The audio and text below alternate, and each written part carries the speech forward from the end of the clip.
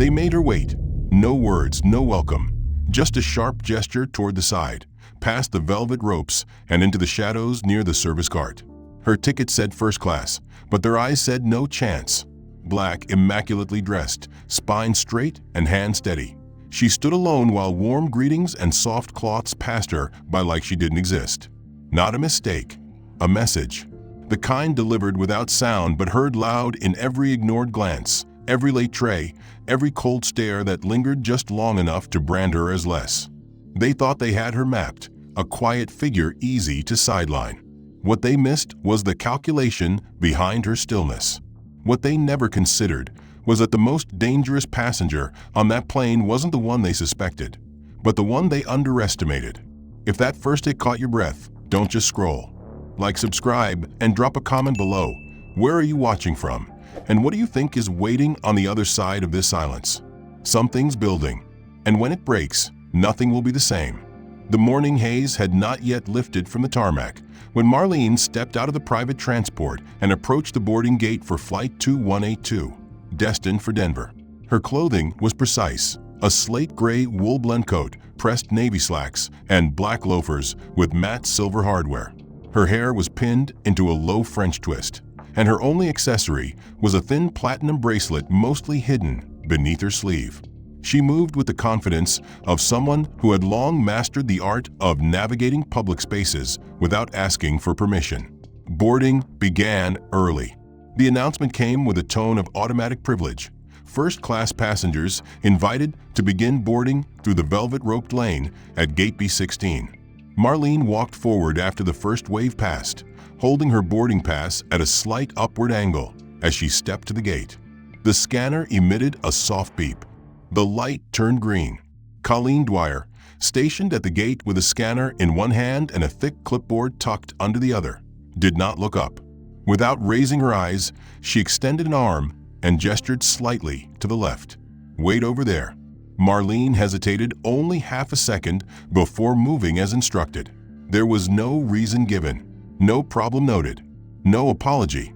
She stood beside a metal utility cart half covered by cloth, where an open box of latex gloves peeked out beside a stained bottle of hand sanitizer. Other passengers continued to board. Men in pressed slacks, women in designer trench coats, briefcases and duffels slung over shoulders with relaxed entitlement.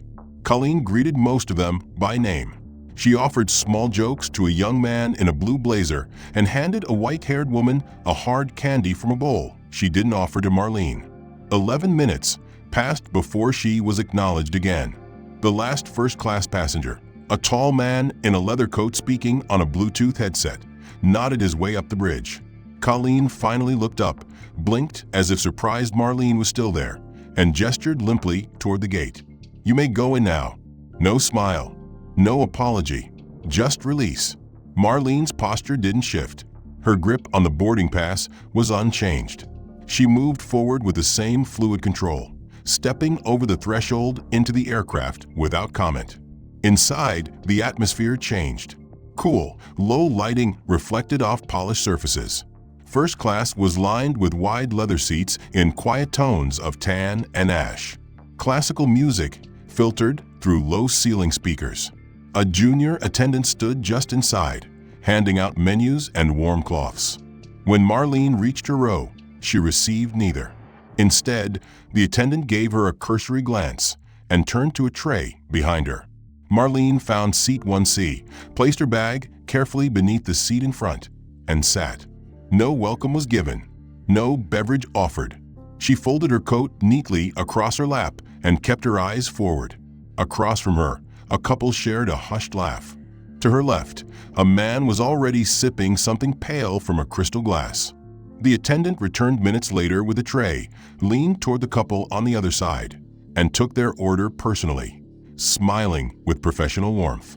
When she approached Marlene, the smile vanished.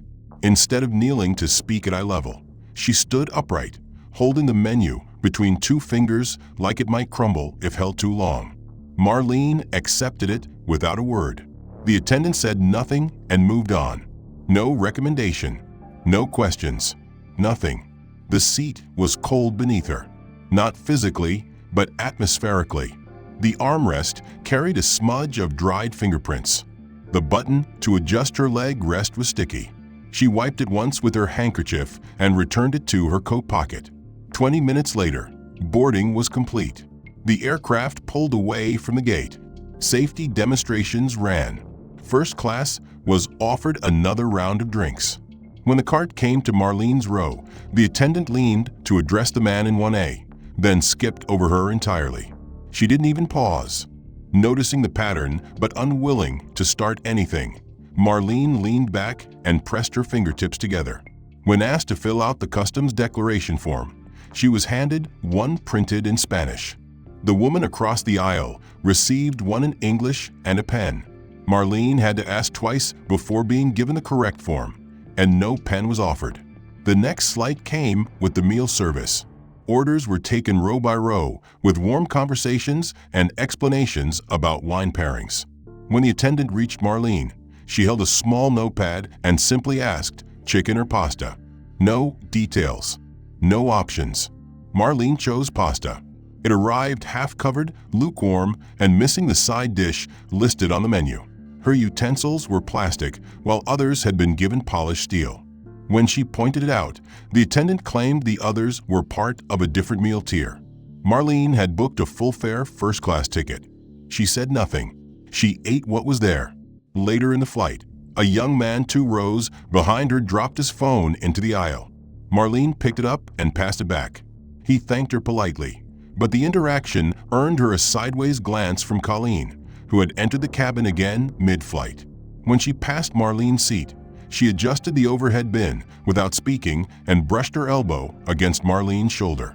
Yet everything about her presence, her stillness, the quiet sharpness of her gaze, seemed to unnerve Colleen, who turned abruptly to the crew area to assist with takeoff preparations. When the plane stabilized and the seatbelt sign dimmed, Colleen returned to the cabin carrying a tray of complimentary mints, offering one to each passenger in her row. When she arrived at 1C, she paused just long enough to let Marlene notice the deliberate shift. Colleen's arm dipped, then rose, skipping Marlene's hand entirely before extending the bowl to the man seated behind her. Marlene noticed, but she didn't react. That, of course, only irritated Colleen more. The next round of drinks came with the same choreography. Sparkling water in clear tumblers.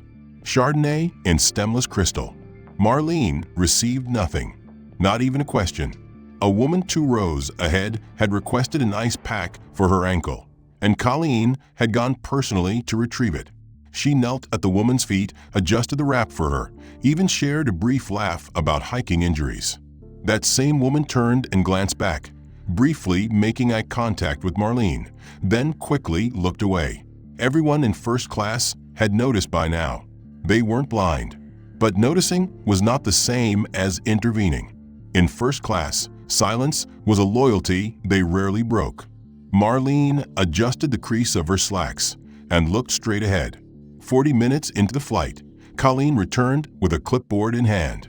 She leaned slightly over Marlene's seat, making sure her voice could be heard by those around. She asked to verify Marlene's meal selection again, though it had already been noted. Then she tilted the clipboard just enough for the passenger in 1B to glimpse the form, drawing unnecessary attention. The implication wasn't subtle. Marlene's presence was an error being re-verified. The clipboard was a prop, a weapon disguised as procedure. Once again, Marlene responded quietly, confirming her vegetarian choice. Colleen didn't thank her. She simply turned and walked away. Moments later, the cabin lights dimmed slightly, the crew initiating the rest period window. The attendant Holly brought out bottled water and blankets, beginning from the back of the first class section. Each passenger was given a light cotton blanket and a refreshment towel with a hint of eucalyptus. When she reached Marlene, Holly extended the water, but said they were out of blankets. 5 minutes later, Marlene watched Holly place a folded blanket in an empty seat across the aisle and adjust the corner of it for neatness. Marlene closed her eyes briefly. She wasn't tired, but the closed eyes gave her a layer of protection. Sight, when taken, gave space to recollect dignity in small pieces. Yet even with her eyes closed, She felt the tension around her like a skin pulled tight over bone. She heard whispers. A man in the second row murmured something to his wife, and though Marlene couldn't hear the words, she understood the cadence. Observation mixed with assumption. Curiosity disguised as concern. The absence of intervention was louder than any insult. It was structural. It had texture. It came with ambient silence and polite deflection. Nearly 90 minutes into the flight, Colleen returned again, this time carrying a silver tray of warmed hand towels.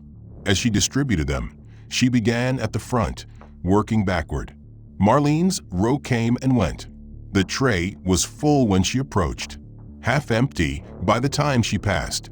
She never stopped, not even a pause, not even a glance.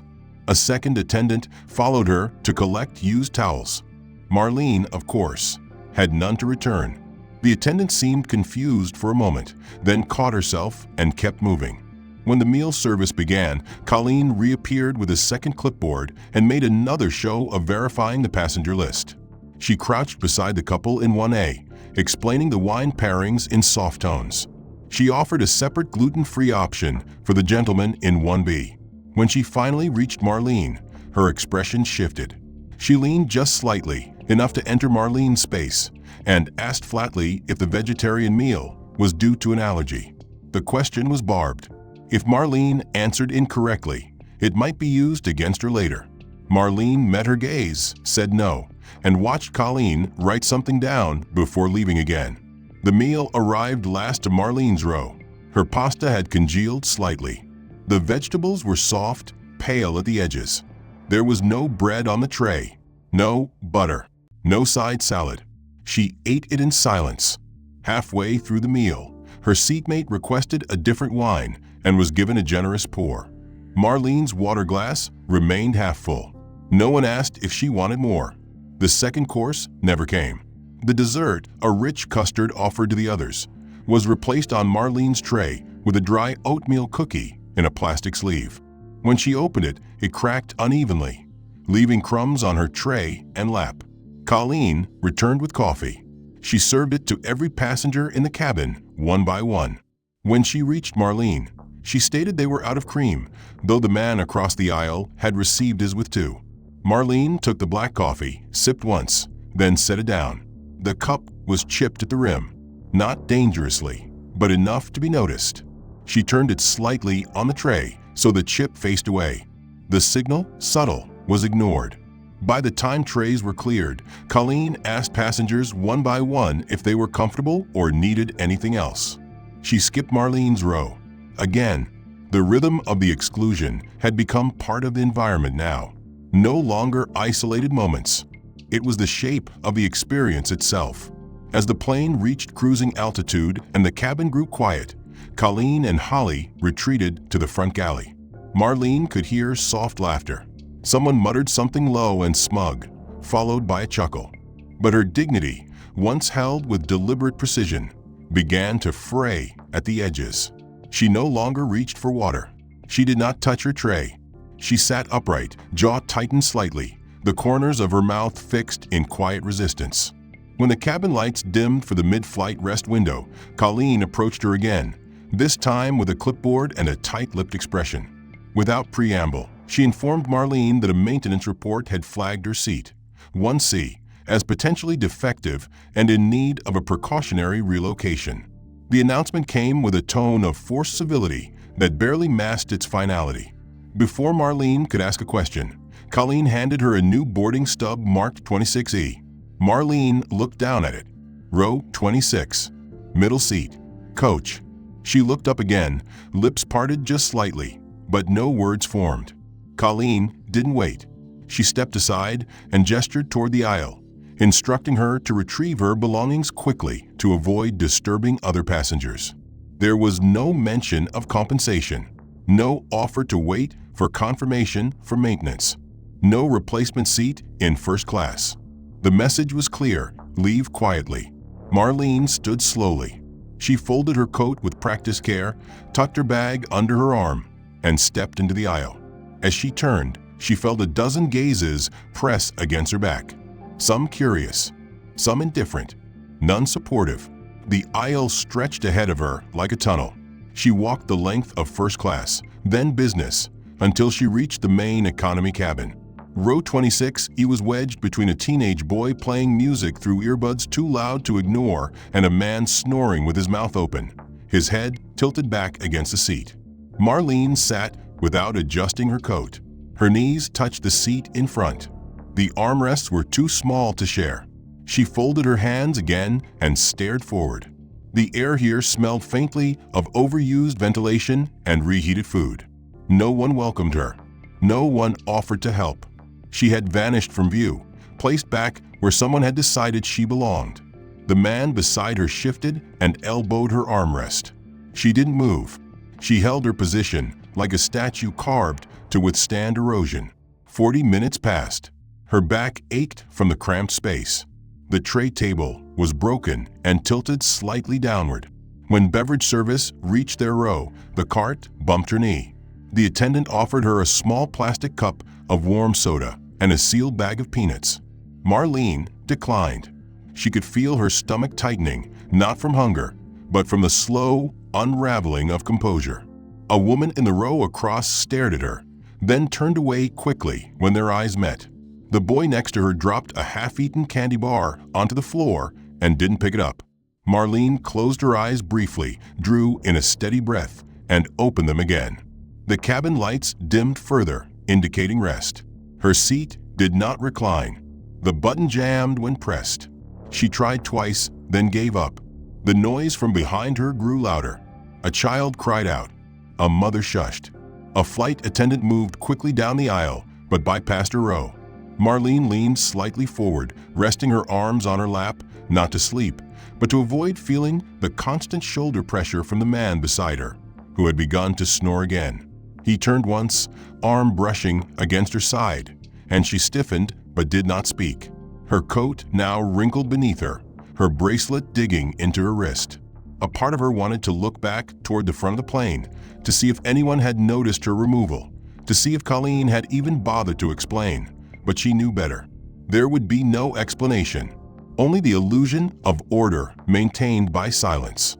At the front of the plane, Colleen was now smiling again, pouring drinks for a couple celebrating an anniversary. The seat where Marlene had been now sat empty. No one occupied it. The seat had not been reassigned. There was no visible sign of malfunction. Yet Marlene had been removed, pushed back into a space with no grace, no comfort, and no apology. She stared ahead. The small entertainment screen embedded in the seat in front of her flickered briefly, then went dark. Her reflection stared back, warped and dim in the screen's glass. She looked older, tired. Her silence no longer felt like armor, it felt like weight. And yet she wore it still, because speaking up now, in this moment, from this place, would change nothing. It would make her angry. It would make her disruptive. It would make her exactly what they were trying to define her as. So she sat, stripped of place, stripped of warmth, stripped of recognition, but not broken. The cabin lights shifted again. An announcement played over the speakers, muffled and indistinct. The plane had begun its descent. The teenage boy beside her shoved his tray upward with a loud snap. The snoring man wiped his mouth with his sleeve and yawned. Marlene remained still. When the plane touched the ground, the jolt ran through her like a final punctuation mark. Behind her, passengers emerged in small waves, exchanging polite remarks, confirming connections, resettling into the rhythm of travel. No one acknowledged her. No one asked why the only black woman from first class had disembarked from coach, looking like she had been misplaced by the very structure meant to accommodate her. Marlene walked toward the terminal, past rows of chairs, advertisements for duty-free goods, and indifferent gate agents stationed behind gleaming counters. She paused briefly in front of the arrival board, not because she needed directions, but because the act of stillness allowed her time to reset the mask. Her reflection, ghost-like in the black surface of the screen, looked distant. The skin beneath her eyes was tight, and a single crease had formed at the edge of her mouth from prolonged restraint. She inhaled once, exhaled slowly, then walked onward. Her connection was at gate D29, another 15-minute walk through the terminal. She kept her pace steady, her shoulders aligned, her eyes forward. Along the way, attendants in blue vests offered assistance to families and elderly travelers. A mother crouched to adjust her daughter's sneakers. A man in military fatigues received a nod of gratitude from a stranger. Marlene received none of it. When she reached the lounge entrance reserved for elite tier members, she offered her credentials with quiet precision. The attendant, a young man with neat curls and hesitant eyes, studied the pass longer than necessary, then stepped away to verify it. Marlene waited beside the counter as a line formed behind her. After several minutes, he returned with a weak smile, handed her a fresh pass, and waved her through with manufactured politeness. She stepped into the lounge where leather chairs gleamed beneath warm, yellow lighting, and soft music played from hidden speakers. The scent of brewed espresso and lemon-scented polish filled the air.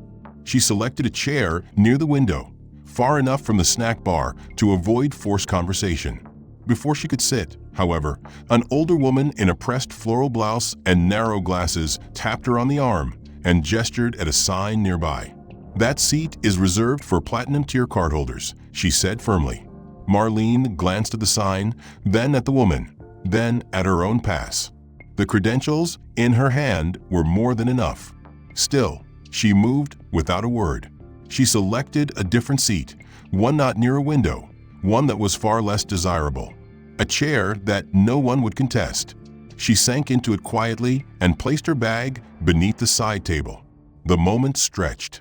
Conversation buzzed around her, but her seat was a vacuum, unacknowledged. A server moved through the lounge, offering small glasses of infused water and macadamia nuts. He skipped her row entirely. She could have spoken up, could have raised a hand, but her fingers remained motionless. Speaking would not correct the imbalance. It would only confirm the perception of disturbance. 40 minutes passed. Her name was never called. Her presence was never engaged. Her stillness had become a fixture, too easy to look through. When the final boarding call rang for her connection, she stood and left as invisibly as she had entered.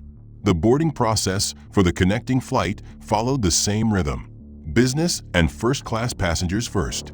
She approached the gate with her boarding pass ready, but as she stepped forward, a tall male attendant with clipped words and a tilted jaw raised his hand and asked her to wait. "There's been a correction in your seat assignment," he said. "You're not on the upgrade list." Before she could respond, he reprinted her ticket and handed it over. Marlene looked down. 32B, another middle seat, another demotion. No explanation, just the quiet efficiency of being moved backward. Again, she boarded the flight without expression. The walk through the narrow aisle of the plane felt longer this time. Her shoulders brushed the seats. Her bag caught on the armrest. Her knees clipped against another passenger's bag sticking out into the aisle. She reached her new seat and found that both armrests were already claimed. A young woman beside her wore large headphones and ignored her completely. The man on the other side had already fallen asleep, snoring through his mouth with rhythmic persistence. Marlene sat, adjusted her coat across her lap, and exhaled as quietly as possible. The safety demonstration began. The plane taxied. Takeoff came with the usual engine roar. She closed her eyes, not to rest, but to escape. An hour into the flight, the turbulence began. Nothing dangerous, just the kind that made drinks slosh and tray tables rattle. The man beside her leaned further into her space. The air vent above her seat was broken, blowing cold air in a continuous stream she could not redirect. She endured it. Later, during meal service, the tray handed to her had a cracked fork, and the chicken was overcooked to the point of inedibility. She ate the bread roll and left the rest untouched. The attendant asked if she was finished before anyone else had even been served. When she nodded, her tray was collected with a sharp clatter. The hours dragged. She did not speak. The lights dimmed again. She sat upright while others reclined. Her back ached. Her throat had grown dry. At one point, she reached for her coat pocket to retrieve a cough drop, and the woman beside her flinched as if startled. Marlene withdrew her hand slowly and looked forward. The final descent into the destination city brought with it a renewed silence. As the wheels touched down, a ripple of applause echoed faintly. The lights returned. The intercom crackled. Marlene adjusted the sleeves of her coat, pulled her bag from beneath the seat, and waited until the aisle cleared. No one made eye contact. No one stepped aside. When she finally reached the aircraft door, the same male attendant who had reassigned her seat nodded without recognition. She passed him without response. The airport at her destination was crowded.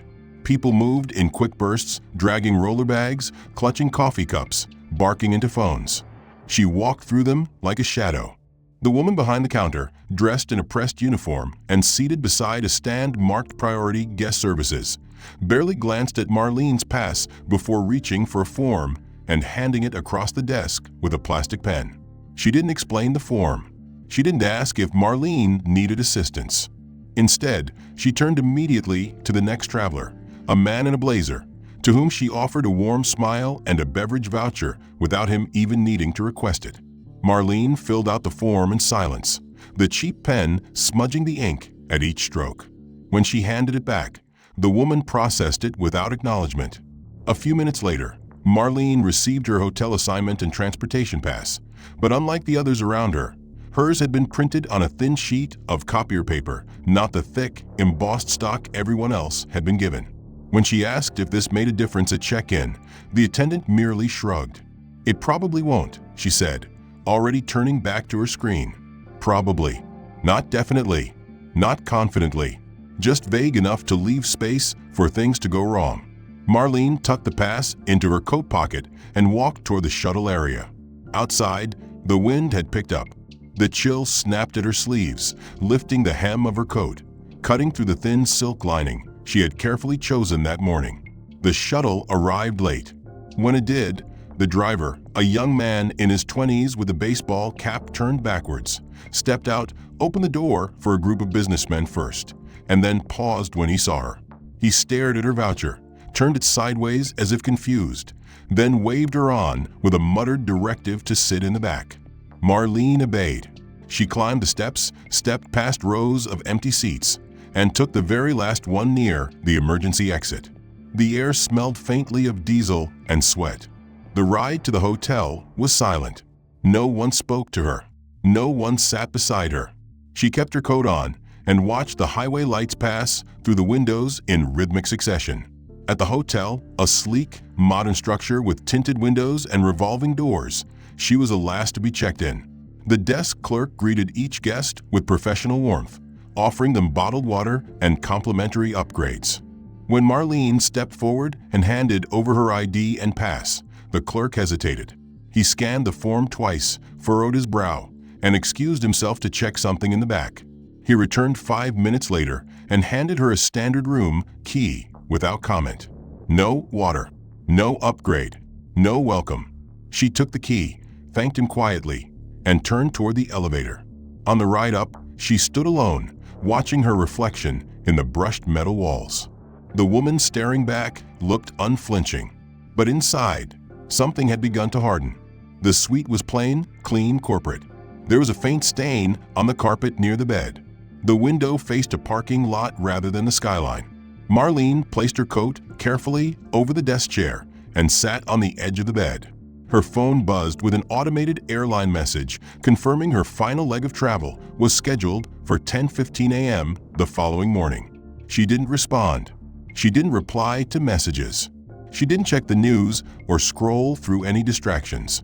Instead, she sat perfectly still in the dim room, lit only by the weak bedside lamp, and allowed the weight of the day to settle over her shoulders like concrete. She didn't cry. She didn't pace. She didn't collapse. But the space around her grew thick with the unspoken. The look Colleen had given her when she was moved, the way the attendant at the lounge ignored her row, the passenger who flinched when she reached into her coat, the subtle exclusion embedded in every procedure and every polite smile that evaporated upon seeing her face. The system had not failed her. The system had performed exactly as intended. And she had allowed it, not by choice, not from weakness, but because speaking would have shifted the narrative in their favor. Outrage would have made her the aggressor. Questions would have made her combative. The preservation of their comfort depended on the erasure of her presence, and she had absorbed that burden so precisely, so methodically, it had begun to feel familiar. She lay on top of the covers that night, not beneath them. She didn't sleep, not deeply. She closed her eyes and replayed the day's events in order, storing each detail like a document to be reviewed later. When the sun rose, she rose with it. She dressed with the same care as the day before. Press slacks, smooth blouse, coat freshly steamed. Her eyes held no exhaustion, just calculation. At the airport, she passed through security quickly. No one searched her. No one asked unnecessary questions. She had the credentials. She had the clearance. She approached the gate for her final flight and waited. When boarding began, she was not called. The upgrade list on the screen beside the counter showed several names. Hers was not listed. She approached the gate agent and inquired calmly. The agent, a young woman with nervous fingers, asked for her name, then typed slowly into the terminal. After a long pause, she looked up. "Oh," she said, "your seat assignment has been downgraded." Marlene nodded once, took the new ticket without comment, and turned away. Another middle seat. Another echo of the pattern. The message had reached every layer of the system. At some point, someone had passed the word, coded in policy, that she did not belong where her credentials placed her. She boarded late. She walked past rows of empty seats that would remain empty. She found 38D, a rear cabin seat near the restroom, and settled in. The fabric was frayed, the cushion uneven. A child behind her kicked the back of her seat. When she asked politely for the kicking to stop, the child's mother looked annoyed. "He's just a kid," she said. Marlene said nothing further. The flight attendants moved down the aisle. One of them paused beside her and asked for a receipt for her carry-on. Marlene raised an eyebrow. Instead, he leaned over her seatmate, speaking to the man with a friendly tone, then shifted his attention to Marlene without looking her in the eye. He asked to see her boarding pass again. She handed it to him without comment. He studied it longer than necessary, then walked away without returning it. A few minutes later, he came back with a clipboard and another uniformed crew member, a woman this time, who also examined her boarding pass before returning it. They whispered between themselves and nodded. Nothing had been said aloud, but everyone nearby was now watching her. A subtle pause in the air, a silent shift in perception. Her seatmate adjusted his posture slightly, turning his body away from her. The woman across the aisle looked at her with narrowed eyes, then pulled her handbag closer to her side. No one said it, but the implication settled heavily in the air. She was under suspicion. When the cart came through for beverage service, the attendant passed over her row, then doubled back, offering water only. No coffee, no snack. When she asked for tea, the attendant said they were out, though moments later. She watched him pour a steaming cup for the man 2 rows ahead. She didn't argue. She had already learned what her silence protected her from: escalation. But she had also learned what her silence invited: misinterpretation. After the beverage service concluded, another uniformed attendant came to her row. This one carried a handheld device and a small black case. He crouched beside her seat and asked if she had recently altered her ticket itinerary. She hadn't. He asked whether she had accepted a companion's ticket during check-in. She hadn't. She answered each question calmly, her voice steady, her hands still on her lap. But each question pulled another thread loose, each suggestion casting her as something that required verification. Behind the questions was something far more calculated: accusation veiled as protocol. After he left, passengers began shifting in their seats, glancing, then averting their eyes. A murmur started in the row behind her, low voices, unfinished sentences. Someone laughed awkwardly. The child who had kicked her seat earlier was now staring at her, his mouth slightly open, his mother whispering something into his ear. The shame wasn't loud. It was surgical. By the time the flight reached its midpoint, a junior crew member was stationed 3 rows away, standing just near the lavatory, but clearly facing her section. He wasn't doing anything. He wasn't helping passengers. He was simply present, watching. It was theater disguised as precaution, and Marlene knew it. Every 10 minutes, another member of the crew walked past her seat, scanning her with calculated disinterest, pretending to check the overhead bin or verify seatbelt compliance. But the rhythm was too regular, the surveillance too obvious. They weren't being cautious. They were being strategic. They were constructing a narrative, one that needed no evidence, only enough suspicion to isolate her. When she rose to use the lavatory, she noticed a delay in the line. The woman in front of her looked over her shoulder twice, frowning slightly, then stepped forward without speaking. When it was her turn, she stepped into the cramped space, the door closing behind her with a soft click. Inside, she stared at the mirror above the sink, catching her reflection in the fluorescent glare. Her face looked tight, controlled. No sign of the fatigue or fire beneath her skin. She washed her hands slowly, carefully, as if rinsing away the residue of every forced smile and passive-aggressive question. When she returned to her seat, she found a folded fleece blanket placed beside her tray. It was used. The fabric wrinkled. The scent of cologne still clung to it. She hadn't requested one. No one offered an explanation. She picked it up by the corner, folded it again without a word, and placed it beneath her seat. Her seatmate had now fully turned away, leaning against the opposite armrest. The woman across the aisle was watching her openly, her eyes darting between Marlene's face and her phone screen. There was no filming, no social media exposure. This was quieter, more insidious. Not public shaming, but private degradation. And it was spreading. One of the attendants returned to her row again, this time to verify that her bag under the seat had been properly stored. He leaned too close, his tone falsely cheerful. "Just a quick check. Policy, you understand." She nodded once.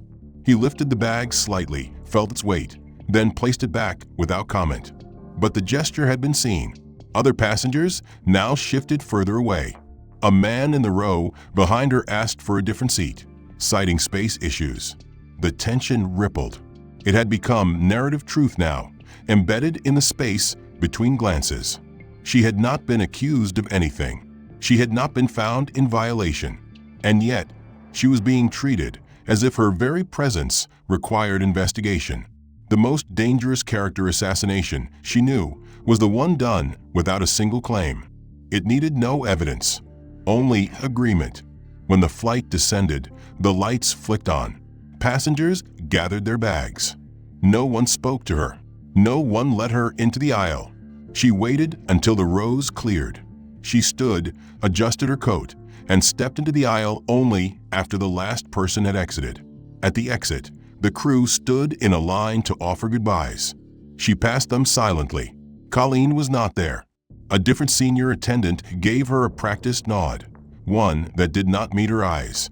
She handed over her identification with calm finality, and when the attendant hesitated, scanning her credentials, glancing up with that same doubt-draped expression, Marlene merely waited.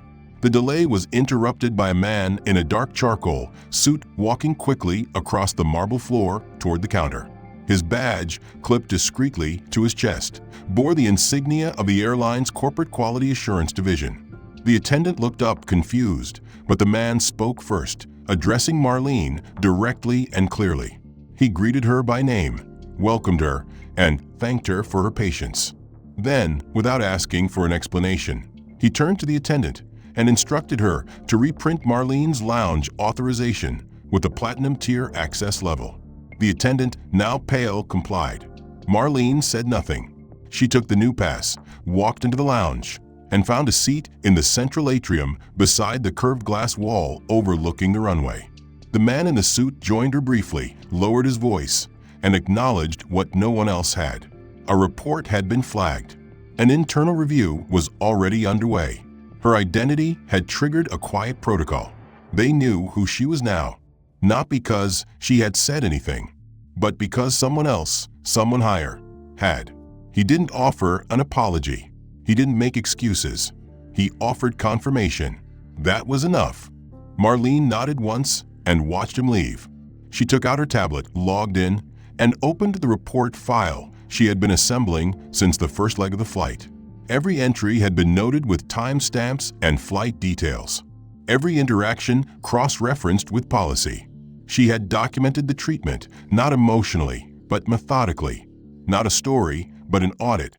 Because Marlene Whitaker was not a passenger. She was the airline's independent operational ethics auditor, and her assignment had been anonymous by design. She had been placed into this system without warning or announcement, embedded within it like a pressure sensor, invisible to those too careless to check. Her file was now complete. What she needed next was confirmation from her contact in oversight. She submitted the encrypted file to the internal compliance portal and returned her device to sleep mode. Around her, the lounge buzzed with its usual mix of low conversation and polite clinking of glassware. She was no longer being ignored. Now, attendants approached with offers of refreshments, apologies wrapped in service. She declined most of them. She didn't need comfort. She needed alignment. Moments later, her phone buzzed. A secure notification confirmed receipt of the report.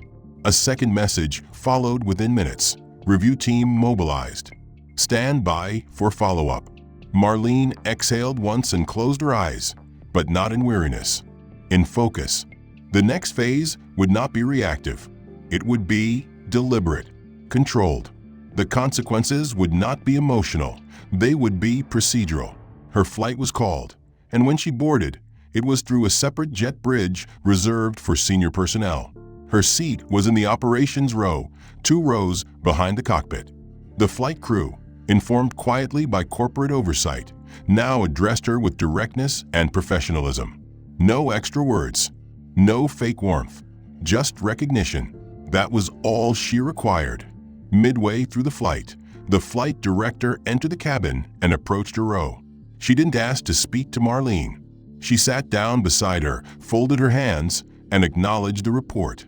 Marlene did not interrupt. She listened as the woman laid out the beginning of the investigation. Names of crew members involved, records being pulled, policies being audited. The words were crisp, official, deliberate. There was no defense, no excuses, only action. The woman explained that by the time Marlene landed, Colleen Dwyer and the crew from Flight 2182 would already be contacted for mandatory review. Their personnel files had been flagged. Prior complaints were being reopened. Witness reports were being compiled. The process was already in motion. Marlene gave a single nod, enough to acknowledge that the wheels were finally turning in the right direction. As the flight descended, she reviewed the final notes in her audit, updated a few annotations, and saved the document into the secure archive. She didn't smile, not because she wasn't satisfied, but because satisfaction was never her goal. Her purpose was clarity, exposure, alignment between policy and reality, and that alignment had begun.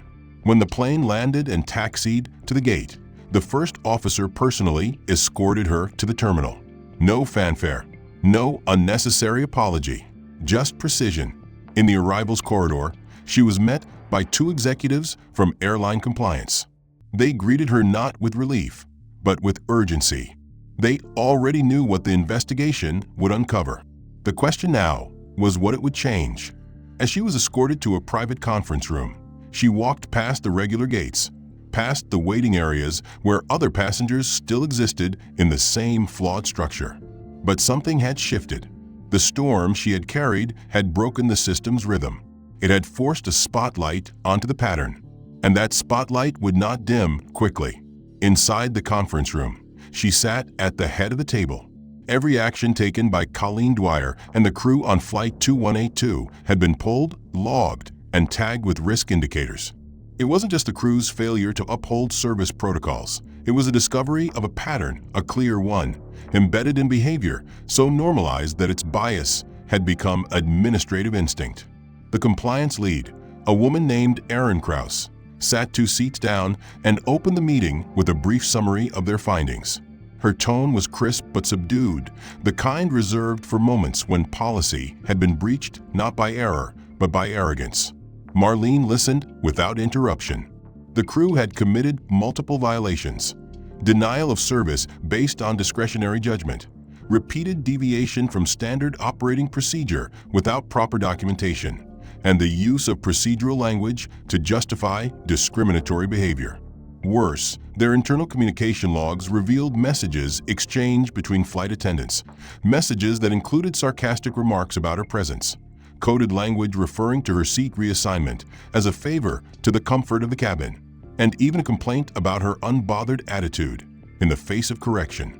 The logs were displayed one by one. Marlene read them with stillness, each word reinforcing what she already knew, that the humiliation she endured had not been isolated or accidental, but systemic and intentional. The shock had begun to ripple across the organization. News of the investigation had reached the district managers. Legal counsel had been looped in. Union representatives were preparing statements. And Colleen Dwyer, who had acted with such assured disdain, had already been placed on administrative leave pending a full hearing. The executive team, though not yet present in the room, had issued a directive for internal culture review and mandatory retraining protocols. But it wasn't enough. Not yet. Marlene leaned forward and opened her folder, pulling out her own report, not just the documentation of the flight, but the broader assessment she had been conducting over the last 2 quarters. It revealed that Flight 2182 wasn't an isolated incident.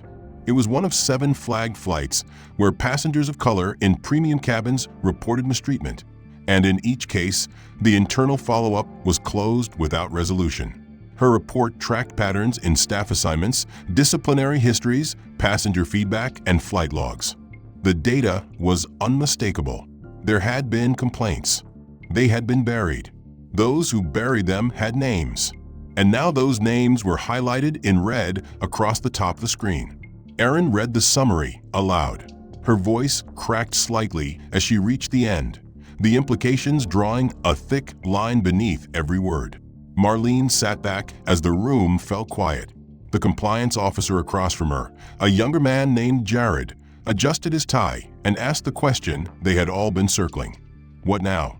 Marlene met his eyes, her tone steady and exact. What happens now is not public relations damage control.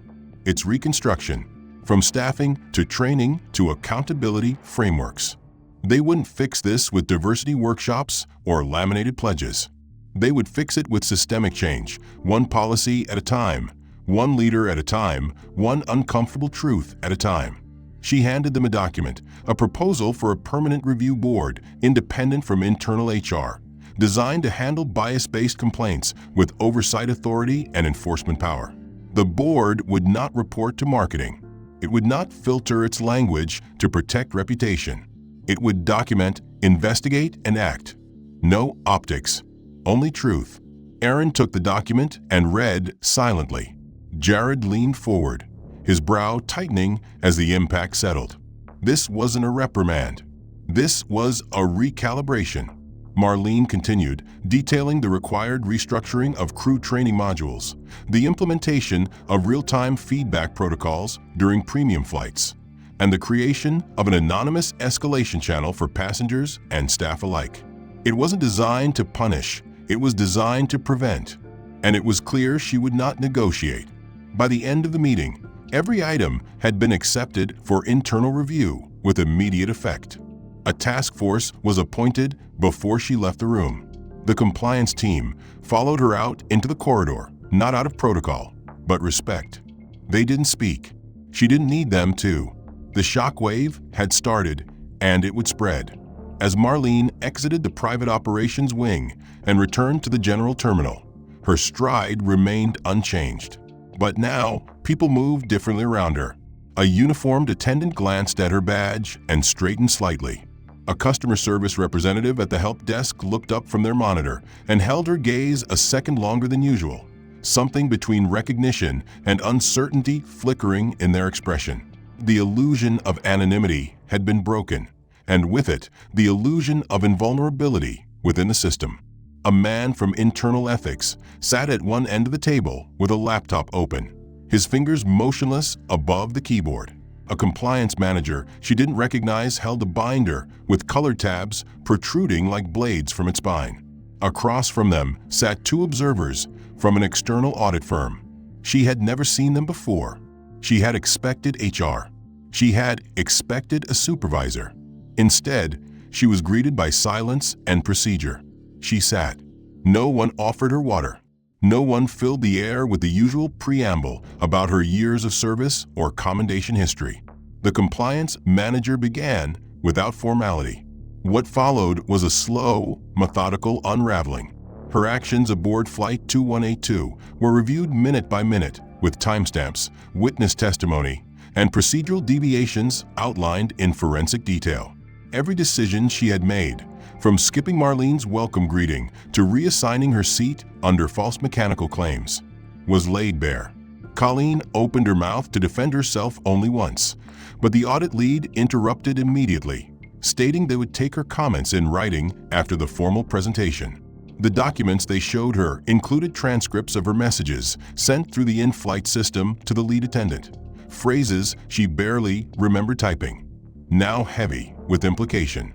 One in particular made her stomach turn. "Let's keep the front of the cabin pleasant." The compliance officer asked her what she meant by that. She had no answer that didn't sound like evasion. She remained silent. They continued. Her past performance reviews were pulled, and while mostly positive, there were notes of previous complaints, incidents that had been filed and dismissed without proper investigation. Now, under new scrutiny, they revealed a pattern. The observers from the audit firm asked questions without expression. Did she recall denying service to any other passenger based on personal perception? Did she understand the implications of discretionary enforcement of seating policy? Had she ever reviewed the airline's revised diversity and inclusion protocols? The weight of each question landed like a stone, each one stripping away the buffer of professional pride she had once carried like armor. She had been admired once. She had been told she had command presence. Now that presence felt brittle.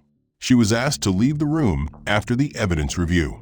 She stepped into the hallway, where a junior employee stared at her for a moment too long before quickly pretending to check a schedule board. The look in that young face was not one of admiration. It was recognition, the kind that comes when a mask breaks. When the discussion ended, she was called back in. A final summary was presented.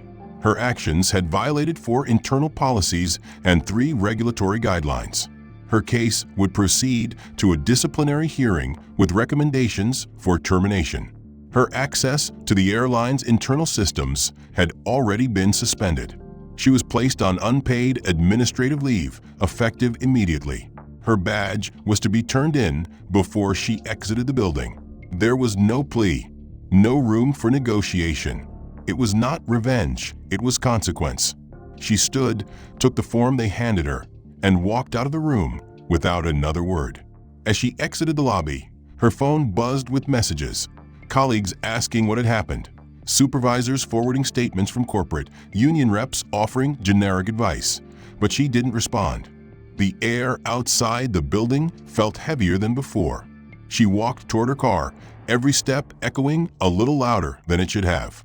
She sat in the driver's seat, staring through the windshield for a long time before starting the engine. At home, the fallout continued. Her husband had questions she couldn't answer.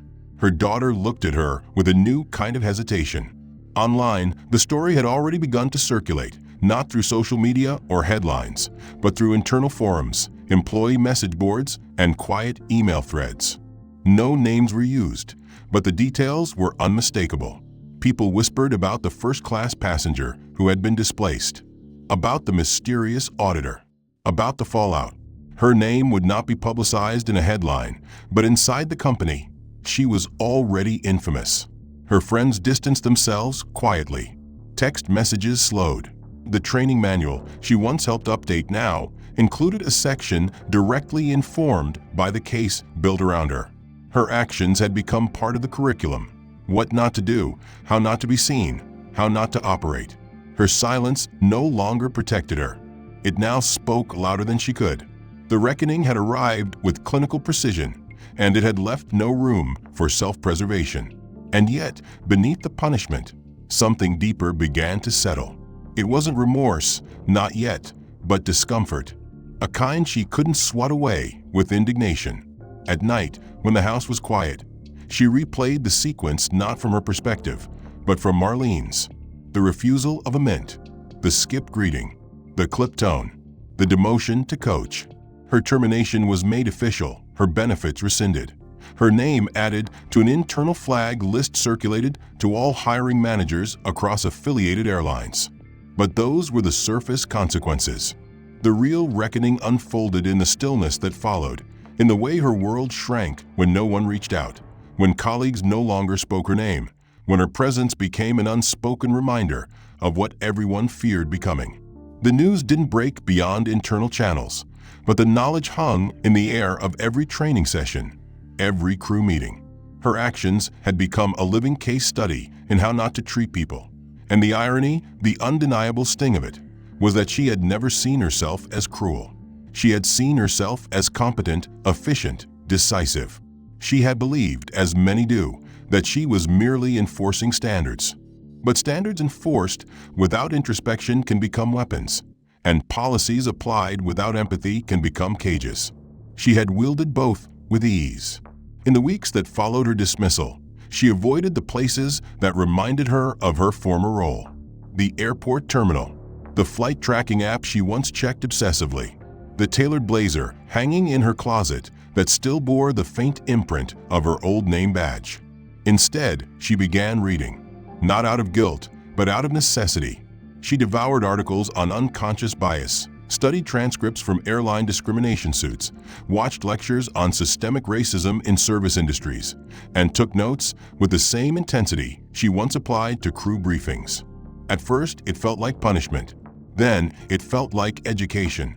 Eventually, it began to feel like obligation. She realized how much she had never questioned, not just what she had done, but what she had accepted. The jokes exchanged in crew lounges, the assumptions whispered during layovers, the way she had mentally categorized passengers before they even reached their seat. None of it had felt malicious in the moment. But hindsight has perfect vision. And with every page she turned, every story she read, she saw herself more clearly.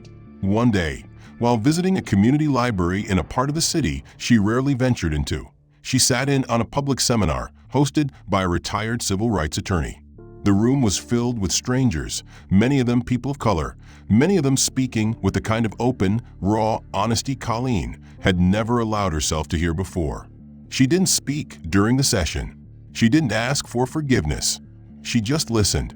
Afterward, she waited until the room emptied and approached the speaker to thank him. He looked at her, saw something in her expression, and simply nodded. That brief moment felt more sincere than any apology she could have rehearsed. From that point forward, she began volunteering with a local passenger advocacy nonprofit. At first, she filed paperwork and organized case files. Eventually, they asked her to help develop training materials for frontline service workers. She drew from her own experiences, not to defend them, but to dissect them. She included her own mistakes, her assumptions, her oversights. She offered her name, not as a credential, but as accountability. It was there, in that quiet, unglamorous work, that something inside her began to shift.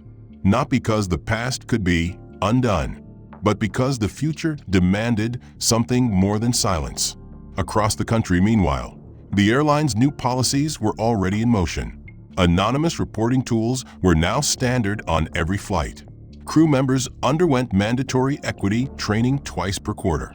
The Diversity Oversight Board, initially created as a reaction, had grown into a permanent institution with auditing power and authority to discipline. And Marlene Whitaker's report had become the cornerstone of those changes, referenced in orientation packets, discussed in executive meetings, studied by crews preparing for international routes. But Marlene had not stayed to bask in the aftermath.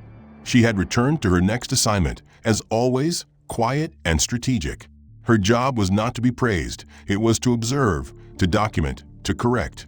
And yet, in the hearts of many within the company, she had become a kind of ghost presence, a symbol that truth could move without noise, that integrity, when wielded with precision, could pierce even the most polished armor. For Colleen, the memory of Marlene would never fade. She didn't remember her words Because Marlene had barely spoken. What she remembered was her stillness, her poise under fire, the quiet clarity of someone who saw everything and responded not with anger, but with consequence. That image had become her compass. Not a source of shame, but a source of discipline. Because true change doesn't come from grand gestures. It comes from the slow, unglamorous work of accountability. It comes from seeing the mirror, not looking away, and choosing to stay in the reflection long enough to understand what you truly are. In time, Colleen began speaking to other former service workers about her journey, not as a redemption arc, but as a reckoning. She told the truth. She didn't soften the edges. The end. If this story left an impact on you, take a moment to show your support by liking and subscribing so more people can discover it. I'd love to hear your thoughts. What did you think of the twists in the plot? Which moment hit you the hardest? And where are you watching from? Drop a comment below and let's talk about it. Your feedback matters and helps shape the next story.